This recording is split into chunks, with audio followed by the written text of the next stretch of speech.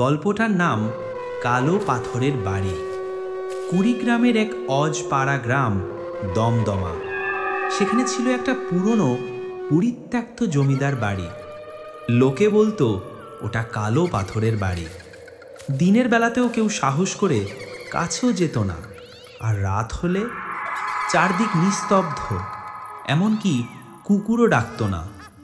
রণবীর নামের এক তরুণ সাংবাদিক ঢাকায় কাজ করত।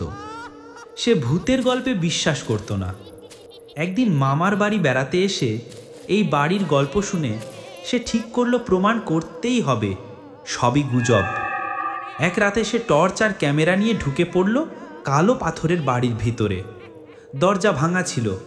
ভেতরে ঢুকতেই ধুলোর গন্ধ, পচা কাঠের গন্ধ, আর চারপাশে অজানা একটা সোদা ভয়।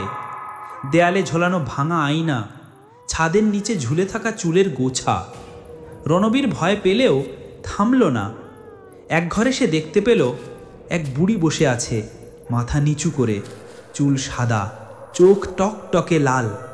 সে বলল, আম্মু, আপনি এখানে থাকেন? কোনো জবাব নেই। আবার জিজ্ঞেস করল, আপনার নাম কি? এইবার বুড়ি মুখ তুলে বলল, তুই এসেছিস আমার জন্য? রণবীর বুক কেঁপে উঠল। বলল, না না, আমি তো শুধু। বুড়ি ঠান্ডা হেসে বলল, যারা শুধু দেখে যেতে আসে তাদের চোখ রেখে দিতে হয়। তারপর আর কিছুই জানা যায়নি। পরদিন সকালে লোকজন গিয়ে শুধু একটি ক্যামেরা পেল দরজার বাইরে। শেষ ভিডিওতে দেখা যায় রণবীর আয়নার দিকে তাকিয়ে বলছে, এই আয়নায় আমি নিজের ছায়া দেখছি না। তারপর হঠাৎ ক্যামেরা পড়ে যায় আর এক গলার আওয়াজ ভেসে আসে, এই আয়না তোর নয়, এখন থেকে তুই এর ভেতর থাকবি।